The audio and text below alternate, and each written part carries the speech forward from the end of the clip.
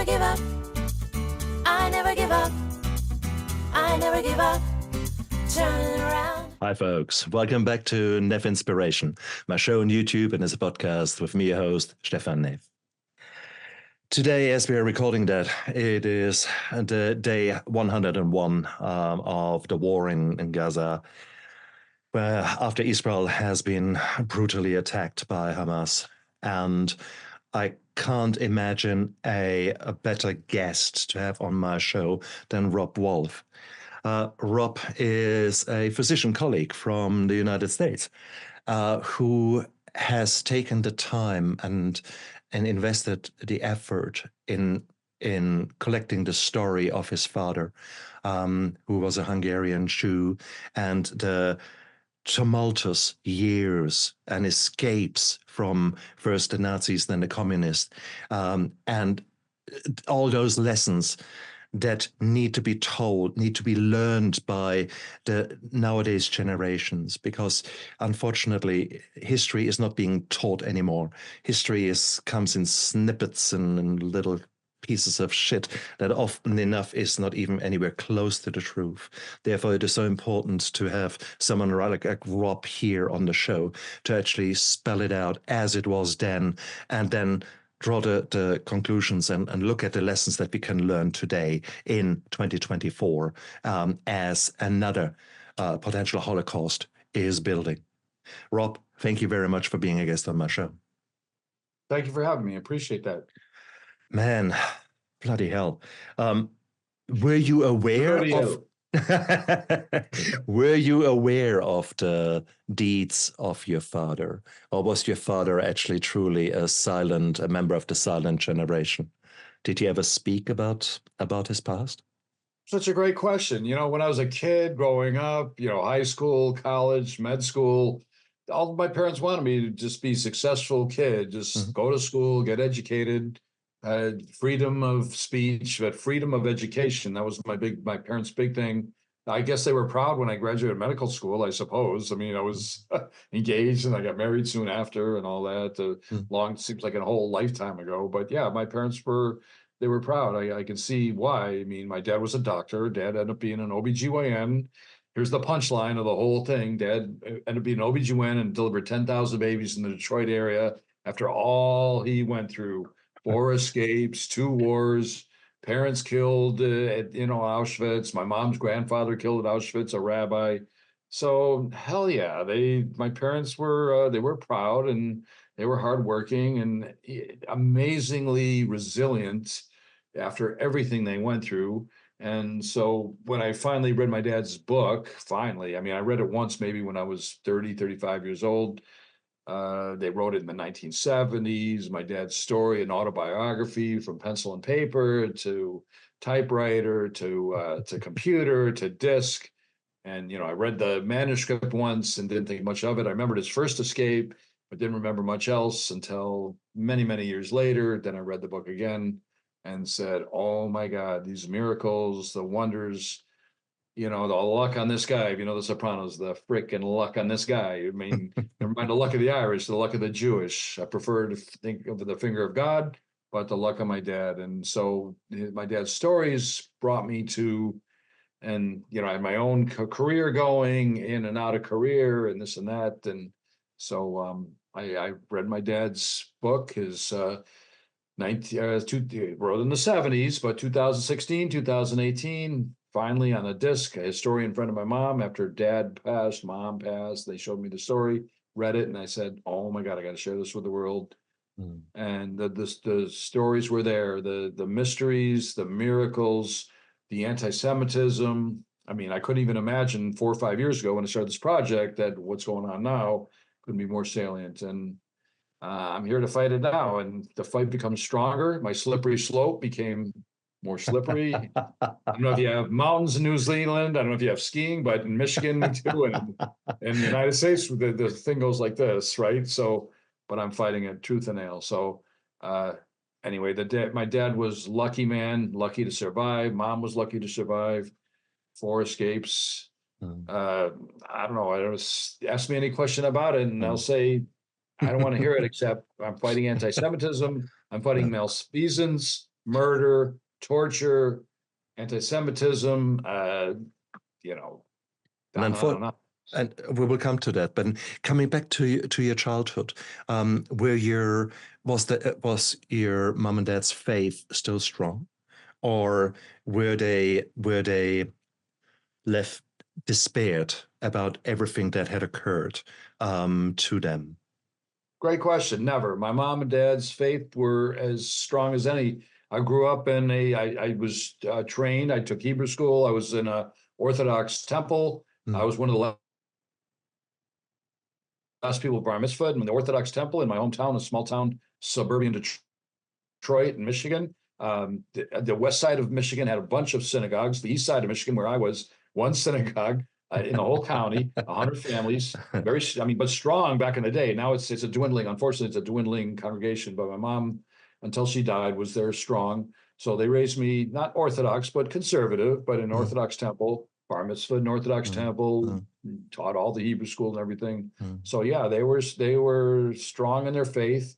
Very popular, very well respected in the medical community, as my dad was an OBGYN, end up delivering 10,000 babies in the Detroit area. That's the punchline. I mean, redemption, and respected in the medical community, the Jewish community, the general community. Mom and dad believed in education, history, the arts, opera, theater. They were not tied down. They were not locked in to post-traumatic stress as you would think they would be. And that's the thing. I mean, they moved on with their lives once they got to the United States and reestablished their lives. They educated about the Holocaust. They educated about prejudice and racism and anti-Semitism and history, but they still moved on with their lives. So amazing what they did. Which a great part of me understands that, but there is another part of me who wonders about the resentment and the anger. Did your parents try to get out of Europe under the Nazi regime? Because certainly we know that the anti-Semitism in the Western world was ripe. 20,000 or so a year Jews were taken by the United States. UK pitiful. Basically, no one wanted the Jews, despite the fact that it was well known, probably 2 years prior to the official, we heard about Auschwitz, people knew that what was going on, yet no one actually opened their arms. No one wanted the Jews. Was that the experience of your parents? Well, that's I've read about that, and really that's a hard thing to swallow because it was hit and miss with that. This boat got accepted, this boat didn't. This country, China, Taiwan, whatever, they accepted, they didn't. The United States was slow behind the 8 ball. And now, I mean, I don't know about New Zealand and Australia, but in the United States, we've got a porous border right now. I mean, as you may or may not know, and it's a little scary because everybody and their mother's coming in, including suspected terrorists maybe, and smugglers and people trafficking. And at the time, my dad was in a forced labor camp, so he had no choice. He was stuck in a forced labor camp, probably saved his life. He was young, he was in his 20s, and that, he was useful. So it saved his life. I see what you mean. My dad's that was in Hungary under the German occupation. Hungary under the Nazi regime. We're talking about mid or early 40s, 43, 44, 1943, 44. Hungary didn't really get that affected until those years. And then, eventually dad was pulled off to a forced labor camp, and it was very tough for him. And he escaped from 2 of them, one out in the middle of nowhere, which is great. This is his first escape, and unbelievable story. And then he got corralled. They called it the dog pound. He got double crossed and ended up in the dog pound and ended up in another forced labor camp. And he and his friend Frank escaped a second time from there, right in front of Nazi headquarters. Another amazing story. I mean, the luck and the smarts on these guys, but they didn't have any choice. They didn't have any choice. You weren't going to leave the country at this point. All you want to do is survive. And once they left, whatever they left, they were on the run for months, either finding a new job or new hiding place and scrounging for food, money, whatever they could get. So they didn't really have many choices. And mom, with not much, my mom didn't write a lot about her memoirs but I do know that she hid in farmland with her mother and grandmother fortunately. So they were out of the thick of things for the most part. They were out of Budapest. They were out of the thick of Hungary, and just hid and hid and hid, and lucked out, and eventually ended up in Budapest and went to medical school, and as my dad did too. So they were very short of doctors after World War II because so many people got killed. So they were looking for new doctors. Hungary was short, and they started even allowing Jews back into medical school, including my mom and my dad. And it was a 10% quota, and really sad, but 10% quota, but they took it. They were the best of the breed, so they got back in. So very difficult, and took my dad months after he escaped, and after the war was over, took him months to find out what happened to his parents. And he finally found out by an eyewitness that he just happened to run into in his hometown of Jur, small town in Hungary. So just the luck of the draw there, or the unluck, because nobody wants to hear the bad news. So, but that's how it was. So they were survivors, but not only, yeah. And it is so hard for us to imagine that nowadays, sitting here, we are both well fed. We have got no real difficulties having access to food. Your father would have been in a labor camp / concentration camp. With basically 800 calories if he's lucky, 600, a bit of moldy bread and some water with it. Welcome to survival. And do that for months and years. You can imagine what a toll that leaves on your body, leaves on your brain, leaves on your abilities. And here he gets this energy and pulls it all together, and actually then is able to somehow get on with it. Now it's so hard for us to imagine that. I don't think any one of us can really put their mind to it. And we often think, I completely agree. That was the motivation for writing the book, is whatever happened to my dad and his friend Frank could happen to any one of us anytime. It could be civil war, bad neighbor, bad business deal, local government, national government, foreign government. Your life can change in a day. And that's the thing with the book too. You can put yourself in my dad's shoes in a heartbeat and say, you do whatever you got to do to survive. And that's what they did. Food was scarce, but whatever food they had, Dad was put in charge of distributing the food in the forced labor camp because they trusted him. He was the guy, he had the integrity. They relied on peasants. They snuck out sometimes from their little barracks, whatever they had, these crappy barracks. Sometimes it was animal stables. The local peasants, they would give them whatever rations they would have, and out of mercy for a good price, all at the risk of their lives, all of them, so, and they did it. I mean, they survived, but, so that's changed my life just in itself, like taking food for granted. Here in beautiful Southern Florida, food is abundant, but we have plenty of homeless, we have plenty of begging, we have plenty of wasted food and drink and ice and water. And to me, after reading my dad's story and learning about it, it's like, you guys, you got to stop and think about what we got here, because God forbid we get a natural disaster, a nuclear war, a chemical war, a terrorist attack, or whatever the hell. Now we're talking about big ticket items, not just, and any of that can happen. We could all be in the same situation, on the run, starving, looking for food, looking for, safe shelter. And then what are you running from? I mean, what are you running to? My dad finally, he's free. The war's over. He's got to find out what happened to his parents. Got to go back to his own house. And he finds out he's got nothing. He's still got to start all over again. A Jewish man. And even the communists said, well, what do we do with all these Jewish people that survived? Where do they put them? Factories and farms. Factories and farms. And very sad, including professional people. I mean, absolutely.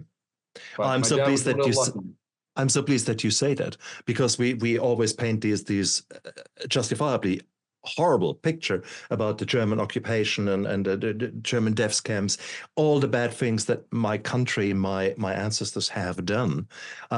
When you then see what, however, came after May 45 in the vast majority of Europe, my goodness, the anti-Semitism wasn't gone.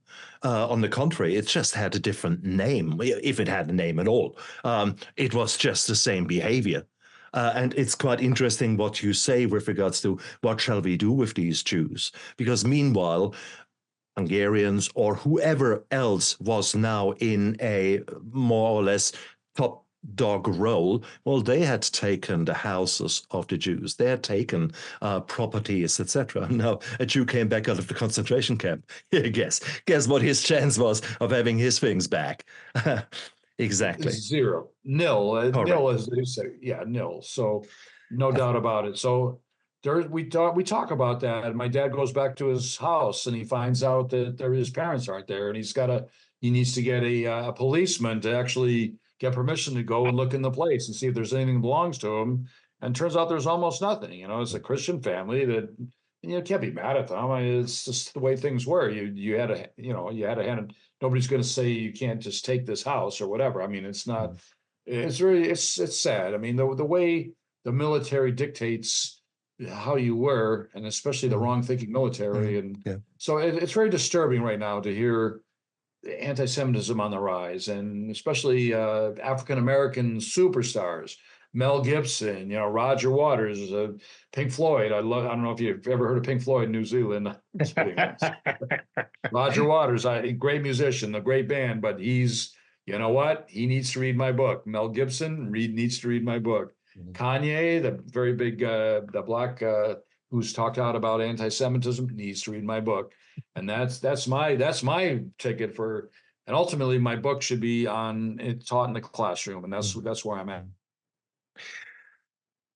Too. Why? Not about New Zealand and Australia, because I don't know how anti-Semitism is in New Zealand and Australia. I imagine minimal, but who knows? But I know we have got racism. Yes, there's not a strong Jewish community here. There are some Jews here, absolutely, but it's not really something tangible. It's certainly nowhere close to the kind of overt anti-Semitism that we see throughout Europe, throughout Eastern Europe specifically, and in the United States. I was blown away after the 8th of October. The very rapid, within 24, 48 hours, the change from, oh my God, Hamas has slaughtered people to, oh, well, these Jews, they really had it coming, isn't it? And you think, what, for crying out loud, have we not learned? What the hell is going on? How can you yourself, you're living in the United States, man. You're an educated man. You're looking around. How the hell can you explain to yourself what you're seeing there in the, probably leftist kind of universities? I might just maybe understand that, but I mean, it's so much wider. Why? Where's this coming from? It's appalling. Well, a lot of these kids, truthfully, don't even know what 911 was. 911, they weren't even around when 911 was happening, or they were just little kids. So we'll refresh them about 911. 911 was American targets, not Jewish targets. Chinese people died, Asian people, Muslims, Jewish, Christian, 3,000 and change. And when I say that, I mean, one person dying is enough. 3,000 plus died in that. So then all of a sudden there was this big attack against all Muslims, like all Muslims are bad. And screw that. That's not true. Most Muslims are not bad. One of my best friends, my college roommate, Muslim. We did a book talk in a Greek Orthodox church in Arizona, and my assistant was one of my best friends, a Muslim. So we got a Jewish guy and a Muslim guy in a Greek Orthodox church doing a talk about Brilliant. my dad's story, and it was well received. So there you go. So I'm just saying that. And I have more Christian and Muslim and as many as Jewish friends. So anyway, 9/11 was all targets, the United States, but people forgot about it. So, and now, fueling the fire with something like that, it's just appalling. I mean, it's just, what are you thinking? What is these Harvard kids pick on some Jewish kid who's pre-med or pre-law? All he wants to do is go to med school or law school. Would have been me in college, and if I was on the football team, if the kid was on the football team, he'd beat the crap out of these guys. He wouldn't put up, but they're picking on these little kids or whatever they can. And, finally something's being done about it. Now we have presidents of these universities resigning, which is appropriate. We've got alumni that are they're blocking their donations to these universities and these saying, and they're not just Jewish. I mean, Jewish and otherwise. It's like these are our future leaders in our country. I still think the United States is a great country. I don't know New Zealand. I don't know Australia. If I got to leave, then maybe that's where I'll get in my rowboat and paddle over there, because it ain't Canada now. It's not Canada, because Canada's even worse than the United States. It's horrible. But As far as anti-Semitism is concerned? In Canada, hell yeah, it's worse. They're the graffiti, not only graffiti, they set fire to a Jewish-owned deli in Toronto, where I have cousins that live there. I mean, you got to be kidding me. I mean, these people, what do they have to do with Hamas and Palestine and Gaza? They got nothing to do with it. I mean, these are just, and we're scared, we're an endangered species. There only are 17 million Jews in the whole world, of 7 billion. And then a friend of mine just said there's only 16 million Jews, and probably most of them are in Israel and Brooklyn, New York. I mean, I'm kidding, but I mean, there's not that Miami here too. Down here we've got, and believe me, I'm telling people about the book. I got a lot of talks and podcasts, and I want the book to be taught in the classroom. And so going back to the colleges, that's the thing. The book's got to be taught in the classroom. The book's got to be taught to our kids, our grandkids, and not just my book, a million other Holocaust-related books. But thing with my book is, the Nazis didn't treat the Jews that great, and they got out of it, and we won the war. And then they happened the communists, and that wasn't so great. My parents had an illegal Jewish wedding. You couldn't even be Jewish and have a Jewish wedding. It had to be secretly done. So you got to be kidding me. And when they did that, the host of their wedding, this is during the plot to kill Stalin in 1953, Mom's uncle, they sponsored a real Jewish wedding, KGB there. My mom's poor uncle, chief of surgery in a Budapest hospital, hauled away for 13 months and tortured and punished. And you got to be kidding me. I mean, it's short of being corralled into train rails and concentration camps. The communists didn't treat them any better. So, well, the you're gulags. Jewish, you're screwed. You're Jewish, you're a Jew, you're screwed. I mean, and I'm feeling that way now, but believe me, I'm fighting it tooth and nail, whether by podcasts or talks or in the book on the shelves or book in the classrooms, one at a time. You know what? You're not better than me. And I'm not saying we're not. Look, we can fight about that. I'll take you in the boxing ring. I'm a doctor. I'm a third generation of doctors. Dad was an OBGYN. He delivered 10,000 babies in Detroit. After all he'd been through, his dad was a dentist. He used to give away free treatment for the more impoverished in their hometown. And then he was a Navy captain in World War I on a Red Cross ship. And you're killing him. You take him off to Auschwitz and killing him because he's Jewish. Screw you, You don't have that right. Nobody has that right to do that to anybody. Persecute, take property, kill me. But I mean, the reality is, if you go back in history, Jews have been a very convenient target for centuries, probably millennia, if you go back to the pogroms in medieval ages. If you come to the First World War, a lot of Jews actually volunteered into the German army and became officers and became leaders and showed that, hey, look here, we are part of this society. We are pulling our part. And they were proud of their service. And many really heroes, Jewish heroes from the First World War, then when the Nazis came on board, they said, now, come on, I fought for the country. That is, don't worry, darling, we don't need that. They will not come after me. Oh, look, I've got the Iron Cross, etc. here from that. Yeah, well, no one gave a damn about that. So absolutely, you nailed it there. There's the Red Terror in Hungary. There's the Red Terror. There's the White Terror. You needed a scorecard to keep track of who your enemies were. You didn't even know. Half a million Jewish people out of the United States fought in World War II. Already in the United States and free. Like my mom's boyfriend, after my dad's passed, mom was lucky enough to have a boyfriend, and he came from Hungary back to the United States in Florida, and he fought in World War II as well. So 500,000 Jewish people fought in World War II for United States, and I don't even know about the other countries. This is just U.S. statistics alone. I assume England and France and whatever, but that's the stats I know. But yeah, out just like the African Americans fighting in World War II that didn't get the credit in Vietnam, of course, and Absolutely. on and on and on. But we're not even talking about World War II. Never mind World War I. Nobody's ever forgot about that.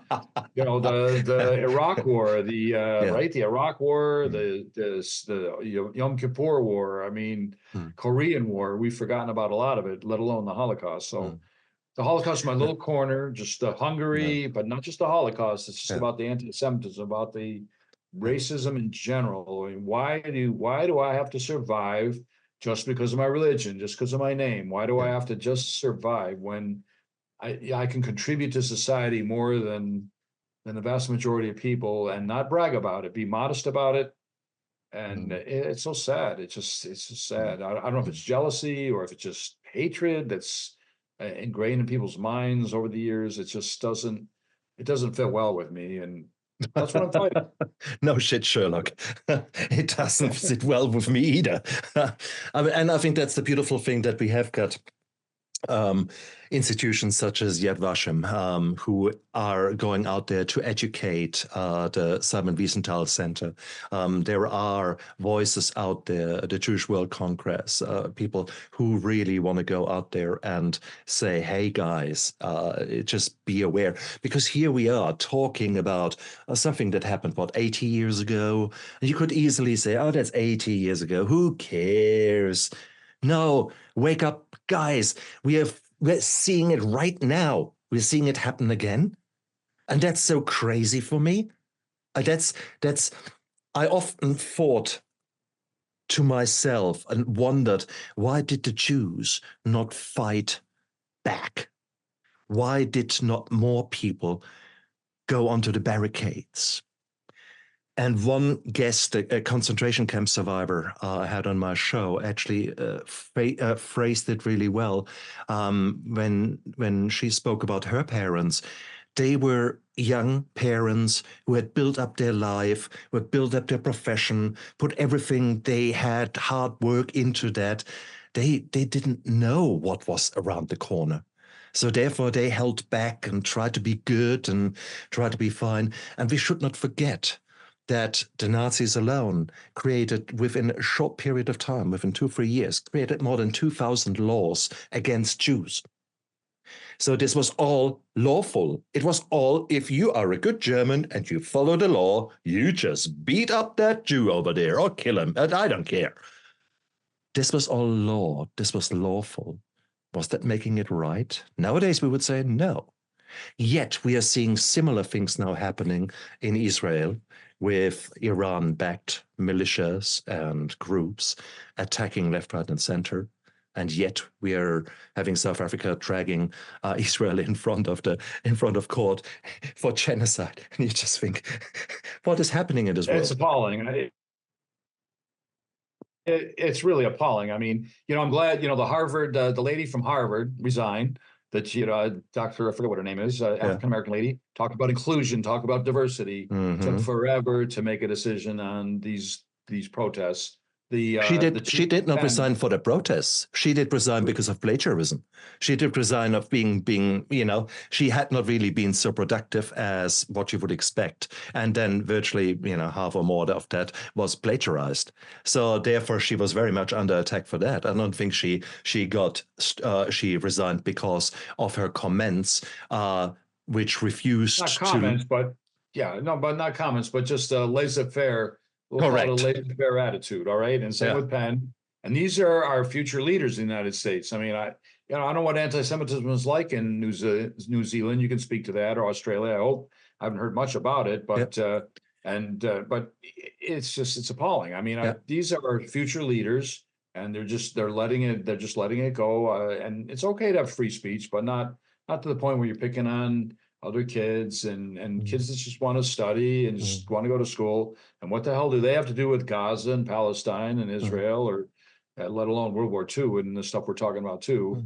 Because in the end, their enemies are different, but they're still the same. Nazis, communists, Hamas, Hezbollah, white supremacists, you name your poison. They're all poison to me. If you're going to face me, kill me now, because if you don't, I'm going to keep educating people while I'm still alive. I'm going to still sell books. We're still going to do talks. We talk about anti-Semitism and racism. And you think you're better than me? You ain't better than me. You know, you want me to start talking like I'm from Detroit, man. So, that was a show me. It was a show me. You ain't better than me. I'm telling you, that's you think you better than me? You ain't better than me. I mean, my Come on. family worked hard all their lives. We're good people. I got a dentist in Toronto, by the way, his second cousin, and another one, office furniture. They're in Toronto. They've been there all their lives. They were raised Orthodox. They're better Jews than me. This is my ninth inning contribution to the Jewish religion, because I was never that Orthodox, but this is my book is a contribution to say, you know what, I wanted to call the book The Sixth Book of Moses, because my dad's miracles were unbelievable. My dad's Hebrew name, by the way, was Moshe. I'm Eliezer Yosef ben Moshe, Eliezer Joseph, son of Moses. Dad was Moshe ben Yosef. So my dad was Moses ben, son of Joseph. And the luck on this guy, I mean, my dad, not only the luck, the heart and the determination. But he was a doctor. I'm a doctor. I'm a radiologist. That's what I do. I've been contributing to society for 30 years, reading x-rays and CAT scans and MRIs and whatever. And Dad did the same, delivering babies, 10,000 babies in Detroit, plus surgery. And his dad, before that, he was a dentist. He gave away freebies. His dad, even before the war, to the poorest guys in my dad's high school. He used to give the 10 or 20th poorest people in his high school free dental care. So how bad is that? So that deserves to put you off to the gas chambers? I don't think so. I mean, I think, you're Jewish, you're screwed. I mean, the problem is, I mean, God, ideally, this should be part of every religion. It's certainly part of Islam, to give 10% of your income to the poor. It's from the tithing in the Christian faith. In the Jewish faith, it is there, the 10%. So this should be, in theory, it should not be distinguishing religion to religion. But it is, obviously, there are maybe groups of people who are stronger believing in doing the right thing when no one is watching, showing integrity, showing authenticity, and doing the right things, compared with maybe others. Here you are. I mean, you seem... Okay, I need to be careful now, because if we just listen to the media, it's all doom and gloom. And I don't think actually it is as crazy and as nuts that as the media makes out. Yes, there will be anti-Semitism, but I think if you were to go into a big comedy show, there will be people of all kind of faith, all kind of skin color, all kind of beliefs will be there laughing their heads off with regards to the comedian and show this commonality. So I think there will be many people who think, oh my God. But here you are, there are voices like you, which are probably not so common. And then there are far more voices out there, free Palestine and from the river to the sea, and so on and so on. Far more if you look at the many people going to demonstrations in the various countries around the world and cities around the world. How can you speak up? How can you amplify? How do you see your role in these hard times? How can we change the world? How can we make the world better? Well, great question. Fortunately, 99% of the people, I think, are normal, in my terms, normal, where they're not violent, they're tolerant of other religions, and I'm going to stick with that. It's 1 to 2% of the people. So that's why, anti-Semitism on the rise. That's a statistic that's up there, but it's an exaggerated statistic because it's not a lot of people. So if it doubles, it's easy to double because it's not a lot of people. But it's still disturbing because it's more people. But most people need to be educated. People that are on probation, people that are arrested for hate crimes, should be made to read books like mine and other authors that write books like mine. I do my book talks. I do podcasts like this. Very important. Here at 11:30 at night, my time, and I'm doing a podcast on a Sunday night, and it just means a lot to me. It's my passion, and ultimately, I want that book to be taught in the classroom. The book might be a little heavy for 8th grade or high school because it's a 400-page book, but certain college history classes, yeshiva, the day schools, and keep lecturing to people so that they'll tell the kids and the grandkids. Yeah. Because before you know it, World War II is going to be forgotten, just like we forgot about World Absolutely. War I and the Civil War. And I don't know, has New Zealand ever had a war? It's lifetime. I don't know. I don't know that much about the history of New Zealand and Australia. I assume you're so far away, nobody did. Oh, just take it easy. Since I'm sure you've German, had your wars. man, I'm German. Come on, okay. And Germany, Germany's another thing. Yeah. we have been in the middle of it Germans were all. aggressive. We often Early enough 20th started it. century, Come on. brutally aggressive. So German, you moved, so you got the hell out of there. So you get it. But I mean, that no, is the beautiful thing, because I am German, and I was brought up in Germany, and went to school in the 60s, 70s, 80s. We had the collective guilt rammed down our throat. There was no chance of not learning about it. And I actually find that a wonderful thing. So therefore, there are probably not many books that I have not read about the Holocaust, etc., because I wanted really to know what the hell was going on then and try to make sense out of it. Now, not that I ever made sense out of it, but I understand more the nuances and etc., what was happening. But well, kudos to Germany, because Germany actually, with all of this going on, what I've seen is they're really on Israel's side. They're really on they try to make amends. They try to move it along. Same with the United States and Japan's relationship, for example, after World War II. They finally decided, you know what, we're friends. We don't have to be enemies anymore. With whatever's going on. I mean, it's awful, but no, I appreciate that about Germany. Europe, I mean, I don't know. Like, I didn't even think writing this book. I started this book 4 or 5 years ago. Dad's autobiography, pencil and paper to typewriter to computer to disc, just sitting there collecting dust. And Dad dies and Mom dies, and then I pick up the book. A historian friend gives me the book, and I'm like, I look at this book, and I look at the story, and I say, oh my God, it just resonated so much that why does my dad have to do all this running? Why does he have to hide? Why does he have to disguise his identity just because he's Jewish? My dad was a badass. He was a good athlete. They kicked him off the swim team because he was Jewish. He got kicked out of high school because he was Jewish. Couldn't get into med school because he was Jewish until they had a quota after World War II because they were short of Jewish people. So they accepted 10% of Jewish people into the medical schools in Hungary, Budapest mostly probably. But and I don't know why is that? I mean, we've been through this in the 60s, and I was just reading, MLK. We got Martin Luther King Day here in the United States coming tomorrow. It's a big, it's a holiday, national holiday. The stock market's closed and the banks are closed and whatever.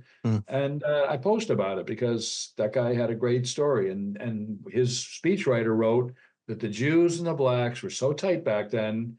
And my mom even used to say the Jews and the blacks need to stick together. And I've always felt that. My high school was 40% black. I was one of 3 Jews in my high school, maybe 300, 400, 500 kids in a class, maybe 2,000 kids in my high school. I was one of 3 Jews. Didn't matter. We got picked on in 9th grade when we were young kids because we were just kids, and we got picked on for that. But being Jewish or any of that, never. It was never an issue. You carved your niche. I was a smart kid. I was a good athlete. People started to. They liked you for you. They liked you for who you were.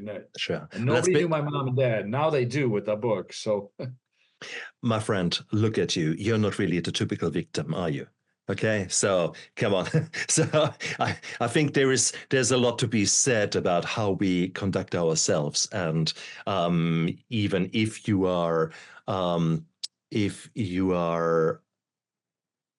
Jewish and even display all the traditional features of an Orthodox Jew, if you're built like a brick shit house, people will think twice if they want to take you on, yes or no. It doesn't matter if you have got a head cover on or not. Okay, so bottom line is, I think we need to speak out. I think we can't necessarily use our own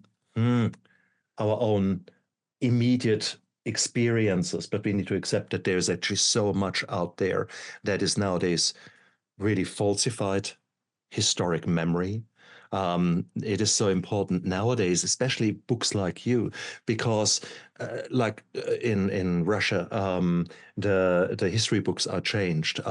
Certain information is being wiped out from the data sets. Very soon we will come to a time where the winner truly has written the history, which may be very, very, very different than what really has occurred.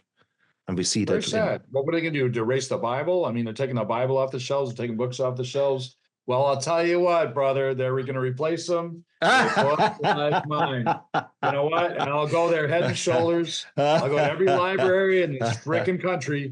I'll swim to New Zealand if I have to. Oh my God, the Pacific Ocean, I can't imagine. And we'll replace it with books like mine, Yes. you know? Thank you. And Thank you. you know what? It is what it is. When I'm gone, what about, there's nothing I can do about it. Yeah. But Yeah. I have grandkids. They've been to the Holocaust Museum. My book's on sale at the Holocaust Museum. They showed pictures. They've told the people about me. I'm still in works for maybe doing book signing there and elsewhere. Hey, invite me to New Zealand for you got a Holocaust Museum over there? Invite me, I'll come. Oh, well done. That's a plan, but you know, I'll go to everybody that invites me. You know, it's an important topic. And 5 years ago, if you knew me, you'd never say this guy. I was just science and math and radiology. This guy never gave a shit about the Holocaust, and probably true. And my mom really, she talked about it. My mom, my dad not so much because he was busy. He's either delivering babies or you know, cooking steaks and chicken paprikash, whatever. And and he used to love he loved his food, my mom and dad, and they loved their education, their history, and but they also educated about the Holocaust. I'm like, enough, Ma, enough, you know, enough. Really? But, so they spoke about it. Good. But once my mom passed, and I got the copy of the disc from my dad and mom, and put it in my computer and started reading it. I got the buzz, I got the zap, I got Superman's kryptonite. It just kind of summoned me. It called out to me. And so this is my charge now. And 61 years old. I'm hoping I get another 20 or 30 years on this glorious planet that's deteriorating quickly. Here, even in Florida, we've got a lot of rain. You're a radiologist. You have got already this radiating smile. Come on. I'm doing my best to fight the hates. There's no reason for it. You know, I mean, whether it's your neighbor, a local government, we talked about this. I mean, somebody can make your life. Home Depot. Do you have Home Depot in New Zealand? Home Depot. Negative, but a lemon. And I'm fighting it at just a fridge. I bought houses, I bought cars, no problem. Never had a problem. I got a fridge that's no good. God forbid they try to trade in a fridge. And it's like, not because I'm Jewish, it's just people are avaricious. There's all these man-made things, taxes, inflation, insurance, you know, war, pestilence, not pestilence. Pestilence is probably a god. But my point is, it's not in the Torah, as our friend would say. It's not in the Torah. All this bullshit, not in the Torah. This is not. So I'm fighting this because you want to hate me. You got to know me. I'll take you to a concert. I'll take you to a ball game. My team won today, by the way. My football team, the Lions. Their first time in 30 years. You know what a miracle is? Miracle in itself. And excellent. Just born and raised there, you know. So, but anyway, it's not. Hate's got to go away. There's no, I don't hate, I barely know you. I've met you. I like you already. I appreciate you bringing me on. You know, you got a good sub. I know what you're doing here. And my steps to sobriety. So my mom and dad, they could have taken to the bottle. They could have smoked and drank and drugged, never touched a drop. They brought two bottles of rum to bribe the border guards when their final escape in Vienna, not Vienna, they needed bus tickets, they needed train tickets, so they needed a loan, and they paid the guys back. And they also paid the priest that helped them out. That's a great story too. They paid the priest every year until he passed away for helping them escape. Oh, beautiful. But my mom and dad, they could have gone to I mean, you hear these Vietnam vets, unfortunately, and I don't blame them. Like if I was a Vietnam vet or I went through what they went through, shit, I might be hitting it hard too. You know, I don't know how they did it, but they, you know, my dad would wine spritzer once in a while, a Bloody Mary once in a while. My mom, oh mom, it's your birthday. You don't want a glass of wine? You know, you had to, and it's amazing how resilient they were. And, you know, and after all they went through, and it's a lesson that hopefully your audience picks up too, because I don't know how I could do it or how most people could do it. Whatever they went through, brutal, and just, you know, happy just happy to be alive, happy to work, happy to be in a free country and start all over again. And mom and dad both passed away, unfortunately, you know, rest in peace. They'd be appalled. They're turning over in their graves right now. I mean, with what's going on. I mean, there's just no, who would have thought anti-Semitism on the rise already? It hasn't been 100 years since the end of the Holocaust. It hasn't been 100 years. We can't wait that long to hate each other. You know, it's got to be that quick. I mean, really? Exactly. Screw you. Exactly. Yeah, true. True. I love it that you're so outspoken. I love it, and I would like to say thank you for you writing this book, taking the time, making the effort, and going out there to speak out. Because hopefully, you are able to just show a different side of the coin, different side of the story, and maybe it creates a bit more understanding and a bit more questioning of otherwise stupid platitudes and stupid same old bullshit. On and on. But the thing about my story, dad was lucky to be young. He's lucky to be youthful and helpful to the Nazis and whoever else. So he was in forced labor camp, saved his life. I mean, the fact that he was useful, the fact that he escaped a couple times at the right time makes the book more of an adventure.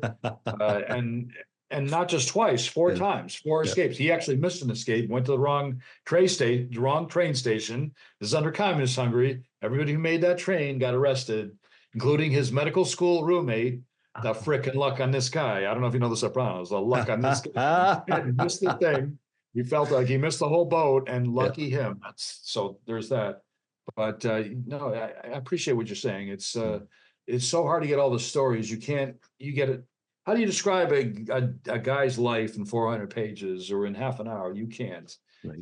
But his side story, his own little story, and all of the Holocaust, you know, people being taken away and burned and tortured and shot and whatever he had going saved his life. And when they escaped, finally, their first escape, they were worried about that death march, because the death marches didn't just happen in the Far East and the Pacific, which we heard about, many of them, but they also happen with these forced labor guys. And absolutely. My dad had that bad feeling, and, you know, the war was almost over.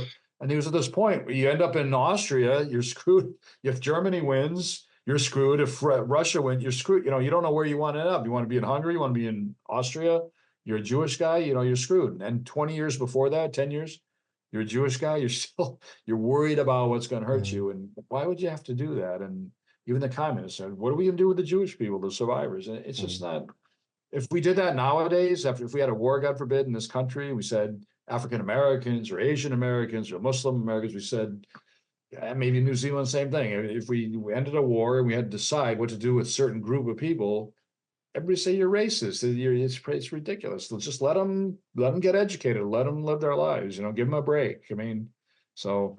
But it's all there on paper. I mean, I'm lucky to be able to spread the word, lucky to have good parents. It's the other story. I'm lucky to live in a free country. As much as people are disgruntled about, you know, the United States got their problems. We do, with the immigration and our, you know, national debt and crime and, you know, defunding the police. And I'm sure New Zealand, Australia got your own problems too. And I mean, I know very little about New Zealand. I'd love to learn more, but it's all cool, brother. It's all cool.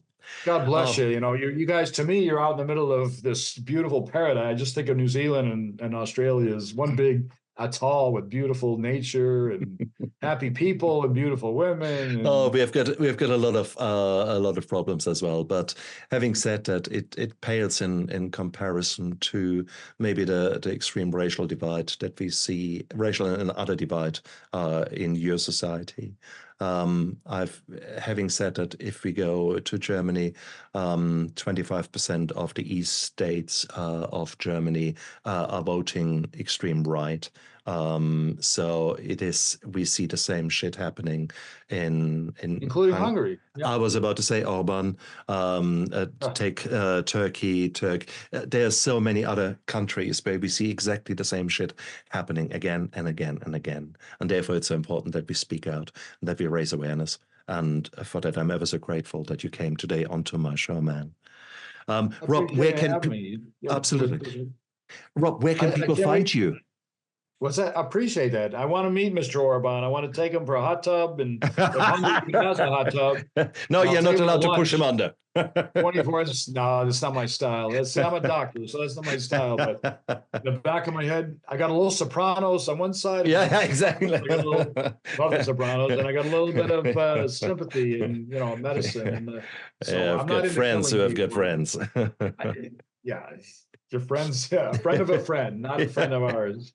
My dad had a great friend, Nick Orban, back from Hungary. My parents loved the Hungarian people, Polish, Greek, Czechoslovakian, all in Michigan. All the Eastern Europeans, they came, Chicago, Cleveland, Exactly. Detroit, New York, Boston. And believe me, my parents met all of them. Beautiful. Hey, look, man, if people want to know more about That's how they you, were, that's. where can they find you? Where can they find your book? Okay. All right, my book. So Not a Real Enemy. Can you buy this in New Zealand? I don't know. You've got Absolutely. Amazon? Yes, we have got books here. Yes. Actually, I've had a couple of reviews. I've had a couple of reviews from Australia, so I assume Amazon would be your best bet. So it's called Not a Real Enemy: The True Story of a Hungarian Jewish Man's Fight for Freedom. It's been out for about a year. We've won 4 awards. I'm not going to brag that much. I don't even know what to do with that, but I'm grateful for the recognition of the importance of the book and how well it's written. And I thank my co-author, Janice Harper, a Christian lady, Michigan State, which is my home state. She's a PhD now in Washington. Very great job helping me with that. Grateful for Amsterdam Publishers, Lisbeth Hink. Amsterdam Publishers, mostly they do the Holocaust books, but this is more than that because it also covers, communist Hungary. So you can read Not a Real Enemy by Robert J. Wolf, MD, or Not a Real Enemy. My website is robertjwolfmd.com if you want to read more about the revolution and see some videos. I've got a YouTube channel. I'm on all the social media, Twitter and YouTube and Facebook, Instagram, and LinkedIn. Find me, buy a copy, tell 10 people about it, tell 100 people about it. Help me fight anti-Semitism, racism. You'll enjoy the book. Hopefully someday it's a movie. Nobody heard about Schindler's List. Everybody reads the book, said it should be a movie. The book, 4 Escapes. Are you kidding me? I can't even. 4 Escapes. I mean, come on. My original title was Hungarian Papillon, the Hungarian butterfly. So if you know the original Papillon, right? Remember Steve McQueen and the movie? Absolutely. Devil's Island, but the younger crowd won't know that reference. Exactly. I was about to say, you just so my co-author said, Not a Real Enemy. But that's what the Russians described my dad. The night before he escaped, in his dossier, he snuck into the medical staff office and read his dossier, and that's how they described him. It's another story, another discussion, but he was a real enemy. They described him as not a real enemy, but my mom and dad were a real enemy. They loved Hungary, Mother Hungary, but they hated Nazi Hungary, they hated Communist Hungary. They left, and Mother Hungary lost 2 good people. Mom was 13 months away from graduating med school. Dad was a practicing OBGYN. They were talented, nice, contributing people. They were gone, and that was your loss. I mean, so not a real enemy in the end. They were real enemies, and it's just a beautiful book, and I'm very grateful to be able to share it. And my parents wrote this thing freaking 1970s. We're talking about 50 years ago, as though they knew, like Superman's kryptonite, that I would rewrite this. And I could just hear my mom with her Hungarian accent saying, "You couldn't write this book while we were still alive." I could hear that Hungarian Jewish guilt is out there, and like, out there. But that's just how it is. I mean, it is. And my dad, rest in peace. I mean, what are you going to do? This is all I got to give to I'm the only child of only children. It's my gift to my family and legacy. And you're going to help me sell Auckland, Wellington. Help me sell the book tour. Books. Yeah, exactly. And then, I don't know what anti-Semitism is like in your country. I assume I don't hear much about it. I assume it's no, look, it is my peaceful God. people, right? But yeah, I don't know. But we also got young, stupid people who are at university and who are influenced with maybe the wrong ideas, who wouldn't know Hamas from Hezbollah if it bites them in the ass. And yet they're quite happy to spout phrases that they don't even know what they are really meaning. So I think that is universal. Where young people just don't know much, and And that's Well, again. I appreciate guys like you helping me spread the word. Mm, And exactly. Podmatch is new to me, but I've done a lot of podcasts, but I got a lot more coming, and appreciate.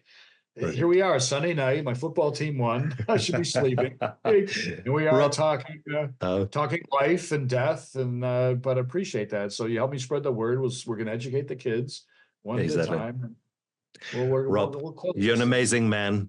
Keep going on your journey. I wish you all the energy, and I wish you that you reach so many more ears and eyes, and make this world a little bit better place with each and every encounter. Thank you so much for being a guest on my show, and you guys out there, look after yourself and think after that quite heavy talk today. Think about how you can work against extremism in whatever shape or color you're facing it. It might be antisemitism, quite real, or it might be other persecution of your faith in other parts of the world. Whatever it may be, just find the commonalities and try to have a laugh and try to enjoy food together, and very soon maybe we can find more commonalities than things that pull us apart. That would be my wish for 2024 and for many years to come. I completely agree. Educate the grandkids, keep Exactly. it going, keep us, malfeasance it's just not, it always ends badly, so Exactly. God bless you. Thanks for having me on. And Always, my brother. Always, my brother. Look after yourself, guys. Bye. Bye. I never give up. I never give up. I never give up. Turn